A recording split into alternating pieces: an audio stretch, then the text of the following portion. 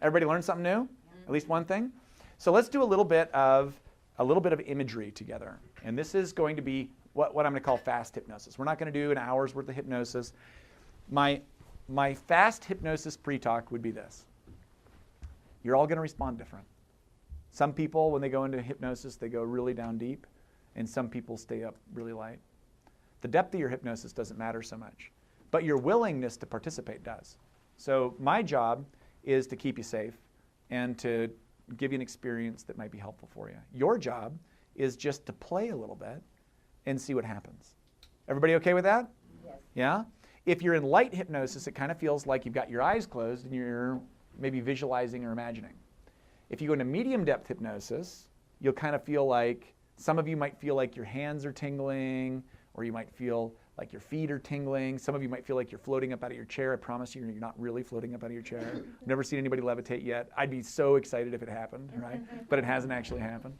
And some of you will feel, if you go into deep hypnosis, you might really feel like an opening up of like a blissful state. It's like a really peaceful experience. But we're actually just going for the lightest stage of hypnosis. And here's the question that we want to answer. Is your trigger changing? And for some of you it will, and for some of you it won't, because this will be the wrong technique for some of you, but it'll be the right one for others of you. Is that okay? So is everybody willing to play? Raise your hand. Okay, knowing that there's more to cover when it comes to the subject of hypnosis, right? We haven't covered it all.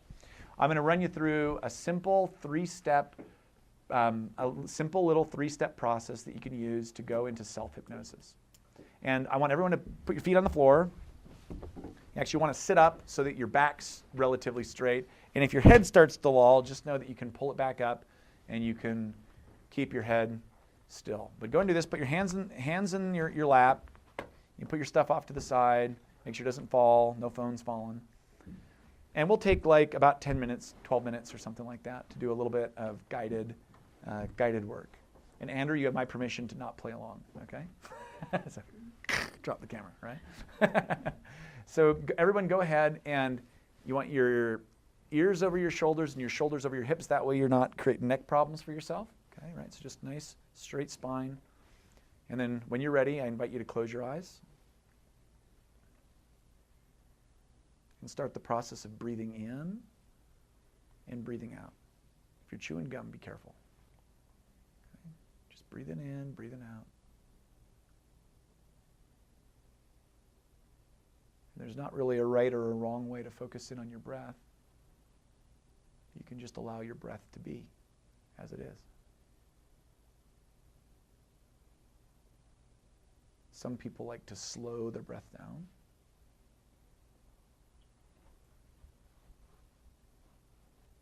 Some people like to take a little bit deeper, slower, relaxing breath, but there's not really a right or wrong way to do this.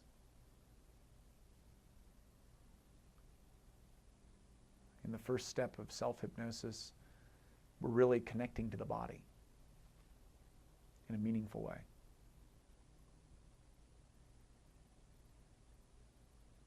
That's right. You're doing well. The second step is to relax the body. Oftentimes I'll invite clients to start with the muscles of the eyes, because the eyes are the smallest muscles of the body over which you have conscious control. So let the eyes relax as deeply as they can relax now.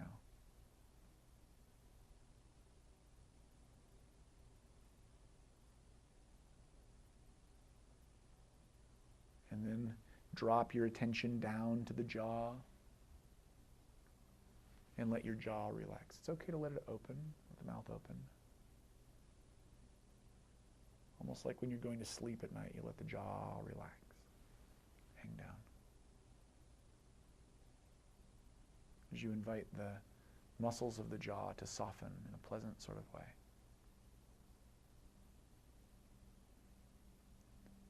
You might let the shoulders drop just a little bit. There you go. Inviting a sense of stillness and relaxation in the shoulders.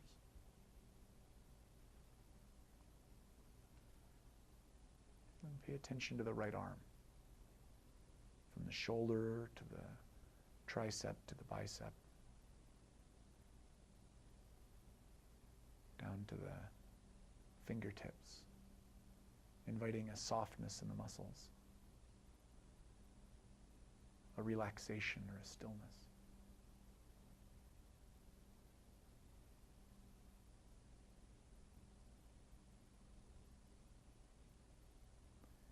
And then down the other arm, inviting the muscles of the left arm to become soft and still and relaxed. It can be pleasant to relax, can't it? You might even allow yourself a little bit of play to notice whether the right arm or the left arm can become more relaxed. Is the left arm the right one to relax? Or will it be the one that's left that's right for you? And you can allow that to happen, perhaps with some amusement, as the arms relax pleasantly. Now draw your attention to your spine. Some of you will be able to pay attention to the space between the base of the skull and the first vertebra, right at the top of the spine. There's a little gap there. Bring your awareness there and notice if you can focus in on that. And then invite relaxation into the very top of the spine.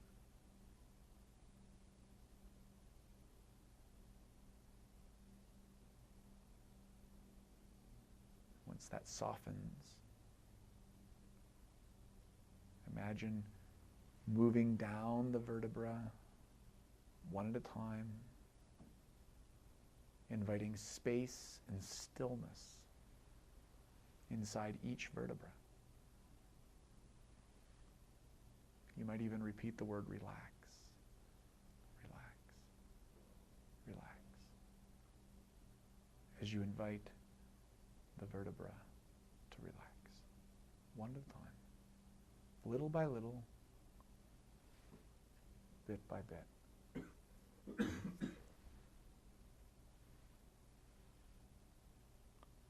And then drawing your attention to the chest, inviting a stillness and a quiet into the chest. That's right.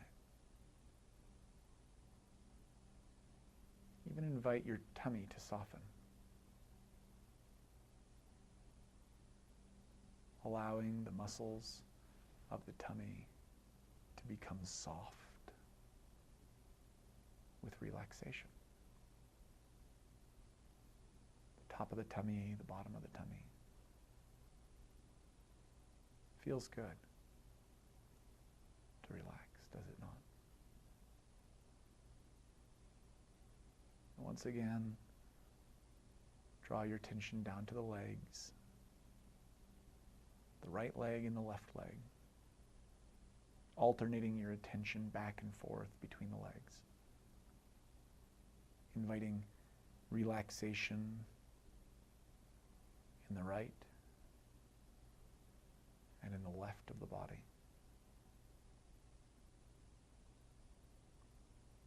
What's the right amount of relaxation for the left side of the body to feel?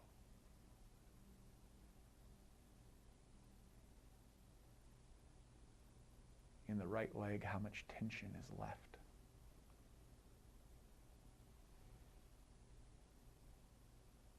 And can you let that go? In the right way? In the left leg? However you choose to do it is just fine with me. You can make it a little game. What's that right level of relaxation like in the left side?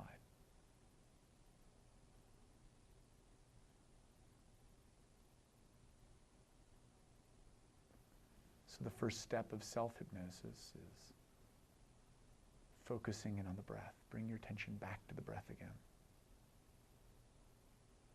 There you go.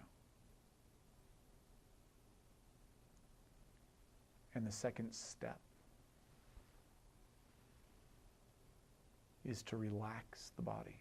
Send a wave of relaxation through the body, from the eyes down to the toes, inviting the entire body to rest and relax.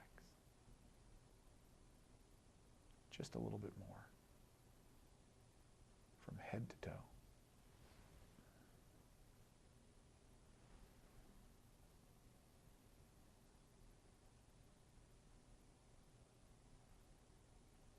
The third step is to use the imagination in a positive way. For some of you, it will simply be repeating the word relax silently to yourself. And as you repeat the word relax, you can allow that to happen. And for others, it will be imagining a relaxing place. You're welcome to do either. Some people will repeat a word, some people will imagine going into the mountains or going into the beach, wrapping up in a snuggly blanket. There's not a right or a wrong place to go. But invite your mind to a peaceful place.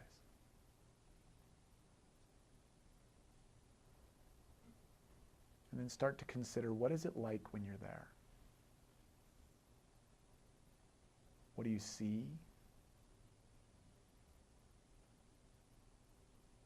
The colors, the shapes, the sensations. Or maybe the sounds are more important for you. What are those sounds like?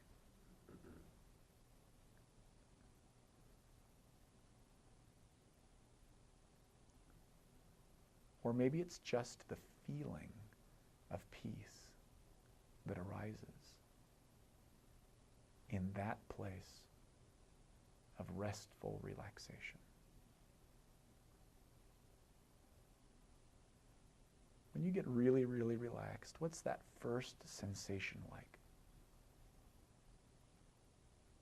I usually feel it right in the solar plexus, but people feel it all over. Some people feel it in the hands or the feet. Just focus in on that sensation and notice as you draw your attention to it, you can invite it to grow and expand. Growing and expanding in a wonderful way. And if you're just repeating the word, every time you repeat the word silently in your mind, relax, it can increase your relaxation. If you're feeling relaxed now, just nod your head for me. Now bring that relaxation with you back into the trigger. And notice that you can have peace while you're there. And just imagine what that's like, to be calm. Nod your head when you can imagine that. Yeah. So you have the ability to learn new things. You have 2 eyes and 2 ears, 2 hands, a mind that works. And because you can learn new things, you can learn new responses.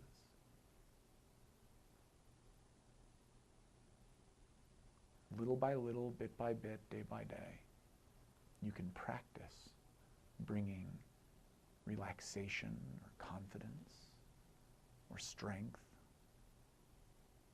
into old situations so that you can have new, resourceful responses. And little by little, bit by bit, changing. Now, you don't have to change too fast. You can just change at the rate you want to.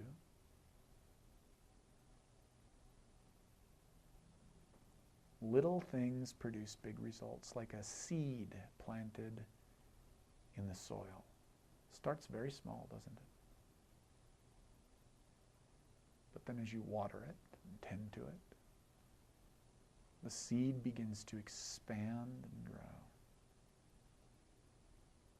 Maybe you've seen that before. The roots push down into the earth. The sprout pushes up above the dirt, drawing strength from the earth and strength from the sky. Little by little, bit by bit, what started off as a tiny seed grows till finally a full plant emerges and bears new fruit. New fruit from a tiny seed, just like learning the new skill of self-hypnosis. It's a comfortable way to learn, isn't it? Feels good. So take a moment to just gather this new learning, bring your awareness and attention to the outside world. As you open your eyes, some of you will need to wiggle your fingers and toes a little bit just to kind of get your body moving again. Some of you will easily open your eyes. There's not really a right or a wrong way to do that. Good. It's okay to stretch, right? You don't have to, but it does feel good. Okay, who had a pleasant experience? Raise your hand if you did. Okay, cool. Yeah, fun stuff. So that's just simple hypnosis. Now, obviously, is there more we can do? Lots more. 4 levels of hypnosis, each are 20 days long. Right? Lots we can do.